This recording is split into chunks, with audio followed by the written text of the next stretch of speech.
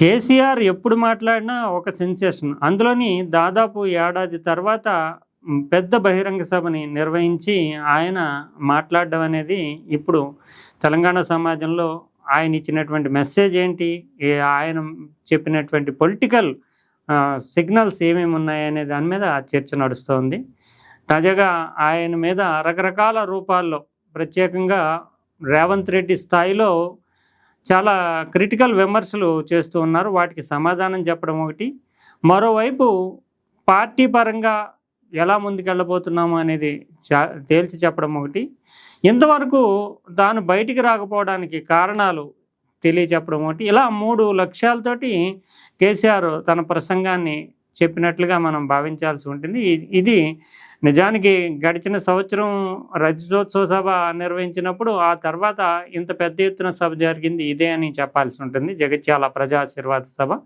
జీవన్ రెడ్డి లాంటి ఒక పెద్ద నాయకుడు కాంగ్రెస్ నుంచి రావడము ఖచ్చితంగా బీఆర్ఎస్కి ఒక అడ్వాంటేజ్ కింద చెప్పాల్సి ఉంటుంది. అయితే దానికంటే ముఖ్యంగా కేసీఆర్ మీద ఈ మధ్యకాలంలో కేసీఆర్ని కేటీఆర్, హరీష్ రావు ఫామ్ హౌస్కి బందీ చేశారు, ఆయన్ని బయటికి రానివ్వట్లేదు అనేటటువంటి ఒక వ్యాఖ్య చాలా పెద్ద ఎత్తున రేవంత్ రెడ్డి ప్రచారంలో పెట్టారు. ఆయన చిట్ చాట్గా మాట్లాడారా, ఇతరత్రా మాట్లాడారా, మీడియాలోకి సోషల్ మీడియాలోకి వెళ్ళడానికి ఆ రకమైనటువంటి అపవాదిని ముందుకు తీసుకెళ్ళడానికి చాలా పెద్ద ఎత్తున ప్రయత్నం చేశారు. ఇంకోవైపు కేసీఆర్ ఆరోగ్యం సరిగ్గా లేదు, అందువల్ల ఆయన ఆరోగ్యం బాగుండాలని కోరుకుంటున్నాం అన్నట్లుగా ఇంకొక రూమర్ని పెద్ద ఎత్తున ప్రచారం చేశారు. ఈ రెండింటికి సమాధానం చెప్పడం ఒకటి, తాను ఎవరి చేతిలోనో ఉన్నాను అనేటటువంటి ఆ భావన ఏదైతే ఉందో దాన్ని పటాపంచలు చేయడం ఒకటి కేసీఆర్ సభ యొక్క లక్ష్యంగా కనిపించింది. అంతేకాకుండా తాను 2 సంవత్సరాల పైచిలకు ఎప్పటికప్పుడు కేసీఆర్ వస్తాడు, ఏదో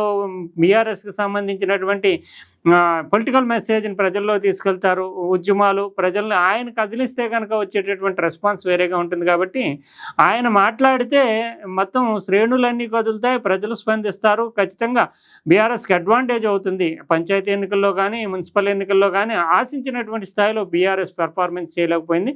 ఇంకోవైపు బీఆర్ఎస్ శ్రేణులు ముఖ్యంగా ఎమ్మెల్యేల స్థాయిలో పోరాటం సరిగ్గా జరగట్లేదు అనేది కంటిన్యూటీ ఆఫ్ ఫైటింగ్. అంటే ప్రతిపక్షంలో ఉన్నప్పుడు నిరంతరము ఏదో ఒక సమస్య మీద ఒక లాజికల్ కంక్లూజన్కి వచ్చే వరకు కూడా ఉద్యమాలను ముందుకు తీసుకెళ్లాల్సి ఉంటుంది. కానీ దాంట్లో బీఆర్ఎస్ ఫెయిల్యూర్ అవుతుంది అనేటటువంటి భావన కూడా ఉంది. వీటన్నిటి దృష్ట్యాని బీఆర్ఎస్కి సింపతీ పరులు కావచ్చు, లేదంటే కాంగ్రెస్ ప్రభుత్వ పరిపాలన పట్ల విసిగిపోయినటువంటి వాళ్ళు కావచ్చు, సాధారణ జనం కావచ్చు, వీళ్ళంతా కూడా కేసీఆర్ బయటకు వస్తే బాగుండు అని కోరుకుంటున్నారు.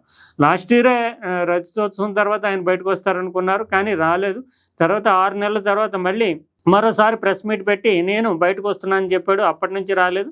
ఇంకోవైపు చూస్తే కనుక బీఆర్ఎస్లో ఒక క్రైసిస్ మ్యాన్ ఏర్పడినటువంటి పరిస్థితి. కవిత ముందుకు బయటకు వచ్చేయడము, తర్వాత తండ్రిని కేటీఆర్ని టార్గెట్ చేస్తూ చాలా విమర్శలు ఆరోపణలు చేయడం, కేసీఆర్ని కూడా ఆయన ప్రభుత్వ పరిపాలనలో సరిగ్గా లేదని చెప్పడం, వీటన్నిటితోటి ఇప్పుడు బీఆర్ఎస్ని ఏకైకమైనటువంటి తెలంగాణ అస్తిత్వ పార్టీగా నిలబెట్టాలంటే కేసీఆర్ మాత్రం ముందుకు రావాలి.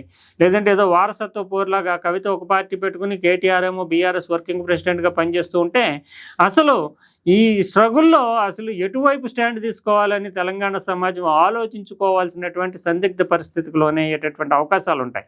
అందువల్లనే ఖచ్చితంగా కేసీఆర్ బయటికి రావాలని బీఆర్ఎస్లో మొదటి నుంచి పనిచేసినటువంటి వాళ్ళు కార్యకర్తలు కోరుకుంటున్నారు. ఇప్పుడు కేసీఆర్ వచ్చిన తర్వాత ఒకటి ముఖ్యంగా రేవంత్ రెడ్డి చేస్తున్నటువంటి ప్రచారం ఏదైతే ఉందో, ఆయన ఆరోగ్యం బాగాలేదు అనేటటువంటి దాన్ని తిప్పికొడుతూ నేను చావాలని కోరుకుంటున్న వాళ్ళకి ఇదే సమాధానం అన్నట్లుగా, నేను 72 ఏళ్ల వయసు అయినా కూడా నేను చివరి క్షణం వరకు కూడా పనిచేస్తూనే ఉంటాను, నేను చచ్చేది లేదు అంటూ స్పష్టంగా తేల్చి చెప్పడం ద్వారా ఈ ప్రచారానికి ఒక ఫుల్ స్టాప్ పెట్టాలనేది. మరోవైపు చూస్తే కనుక ప్రజల పట్ల, అంటే ఈయన ఎందుకు బయటకు రావట్లేదు అంటే ఈ వీళ్ళకి ఒక అవకాశం, అంటే ప్రజల పట్ల కూడా ఆయన కొంత అసంతృప్తితో ఉన్నట్టుగానే మనం ఈ సమావేశాన్ని బట్టి చూడాల్సి ఉంటుంది. ఎందుకంటే చిలకలకు చెప్పినట్టు చెప్పాను, ఓట్లు వేసే ముందు ఆలోచించుకుని ఓట్లు వేయండి అని చిలకలకు చెప్పినట్లు చెప్పాను, కానీ కొంతమంది విన్నారు, కొంతమంది వినలేదు. ఇప్పుడేమో ఈ ప్రభుత్వాన్ని తెచ్చిపెట్టుకున్నారు, జరుగుతున్నది చూస్తున్నారు, బాధపడుతున్నారు. కానీ ప్రయోజనం ఏంటి? అయితే తాను కూడా 1.7% ఓట్ల తేడాతోటి బీఆర్ఎస్ ఓడిపోయిన తర్వాత సరే చూద్దాం వాళ్ళ పరిపాలన ఎలా ఉంటుందో, వాళ్ళకే ఒక అవకాశం ఇవ్వాలి కదా అనే ఉద్దేశంతో తాను మౌనం వహించాను, మాట్లాడలేదు. ఆ ప్రభుత్వ పనితీరు మీద కానీ ఇతరత్రా కానీ మాట్లాడలేదు, బయట అడుగు పెట్టలేదు. ఇది స్పష్టంగా చెప్పారు. అంటే ఆయన ఫామ్ హౌస్కే పరిమితం అవడంలో ఇంకా కూడా తనను ఎందుకు అధికారం నుంచి దించేశారు అనే విషయంలో ఒక స్పష్టత, క్లారిటీ లేదు. ప్రజలే తప్పు చేశారనేటటువంటి భావన అయితే ఇంకా కేసీఆర్లో ఉందనే చెప్పాల్సి ఉంటుంది. అయితే సరంజామాన్ని సిద్ధం చేసుకుంటున్నారు యుద్ధానికి అనేదానికి ఒక సంకేతం కూడా ఆయన స్పష్టంగానే ఇచ్చారు.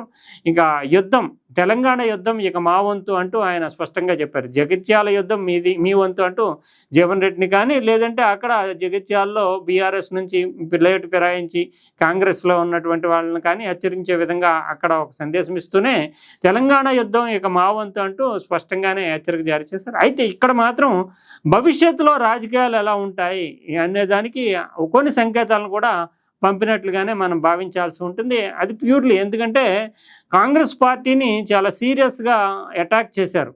అయితే ఇప్పుడు దేశము రాష్ట్రం ముందు ఉన్నటువంటి డీలిమిటేషన్ కానీ, మహిళా రిజర్వేషన్ కానీ ఇలాంటి క్రిటికల్ ఇష్యూస్ మీద కేసీఆర్ పెద్దగా స్పందించకపోవడం అనేది ఆయన అంతర్మథనంలో ఈ అంశాలను పక్కన పెట్టడం అనేటటువంటిది. ఎందుకంటే అంతటి పెద్ద రాజకీయవేత్త.